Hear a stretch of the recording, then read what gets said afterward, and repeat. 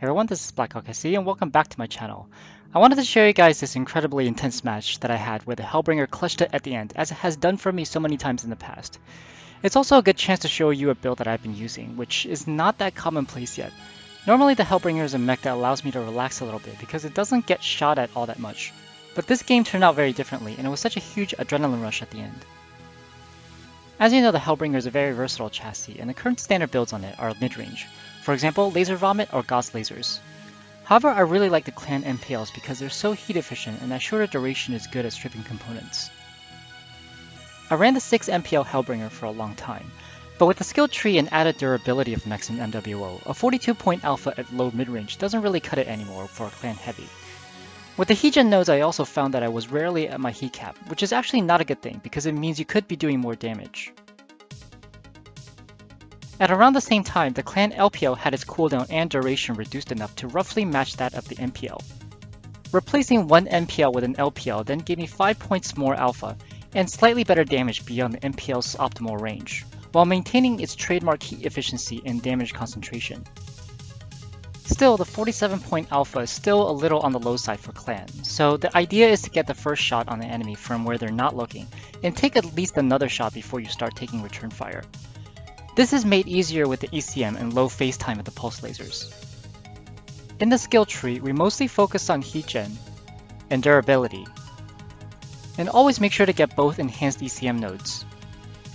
One change I'd consider making is moving these 3 durability nodes into laser duration, but the effect wouldn't be very significant, so currently I have it like this. I'll be pasting the loadout and skill tree exports in the description below. Now let's get into a match. So Polar Highlands is and always a good map for this build because it's longer range than we prefer.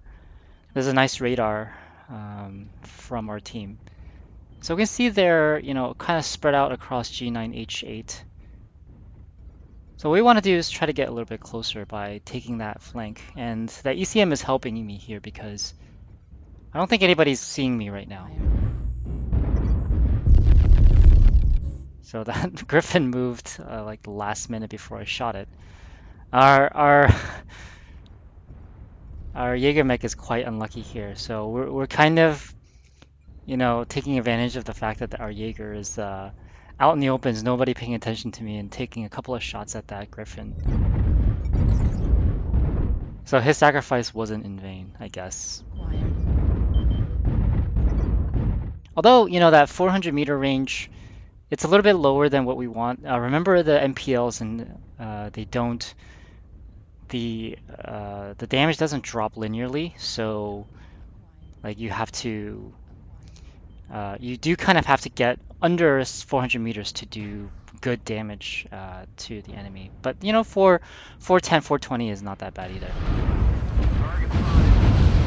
If you saw that last blip of that radar contact, you can see like there's a huge line moving towards our base, and that's kind of what they're doing right now.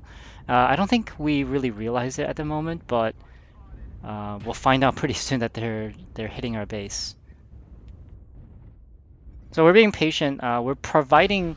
What I'm trying to do right now is to provide my team, because I'm out of range. I want to provide my team with ECM and hopefully save them from LRMs and save them from giving them that first peek when they crest over that hill.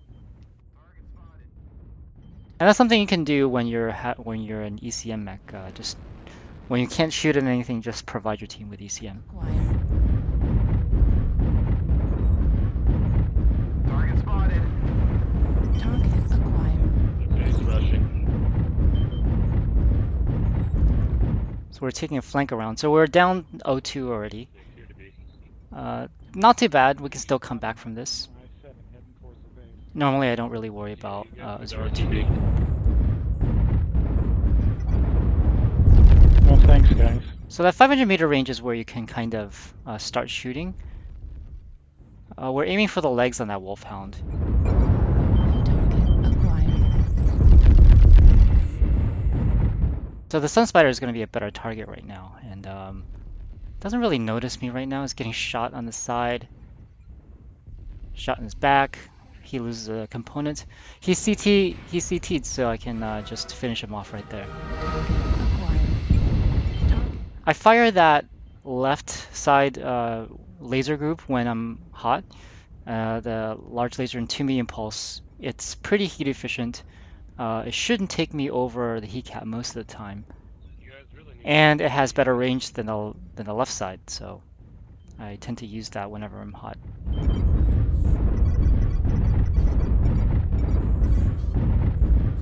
target acquired. So you can see here, like, the large pulse can be used once in a while for the long range pokes, but normally you don't really use that. It's not enough damage to be worth, taking trades over. 12 points versus, taking some number of damage back. It's usually not worth it. And now we're heading back to our base. I think we finally realized that these guys are heading towards our base. New target acquired. Still a little bit, most of the team is still a little bit too far. But this Sun Spider here, this Mad Dog here is within range.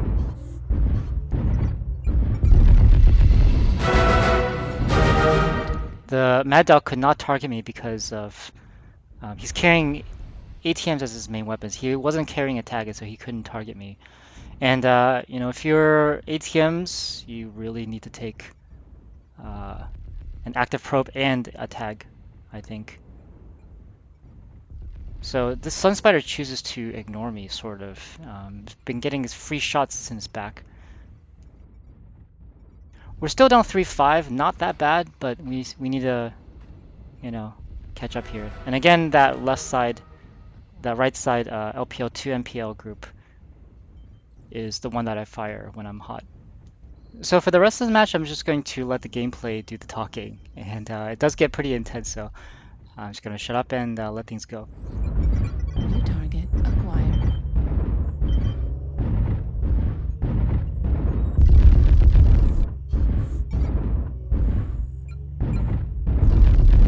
New target acquired. New target. Acquired.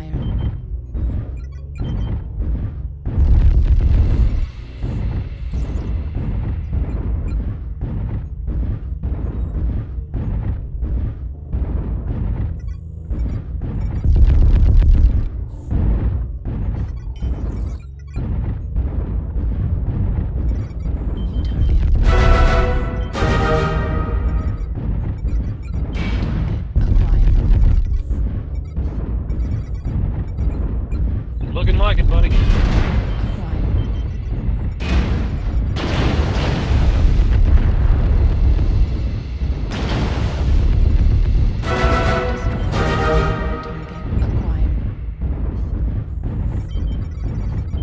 Target acquired.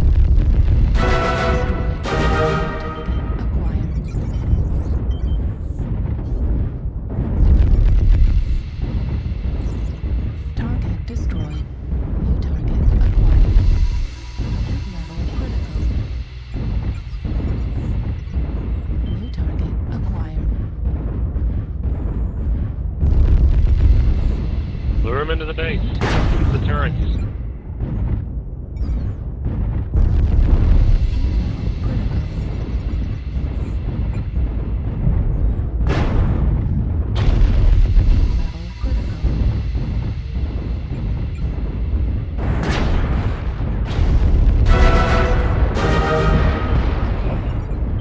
It's worked out. New target acquired. Mr. Krabs! There's something behind you. What are you doing? Stop that. Target destroyed. Well, that match was really close all the way up to the end.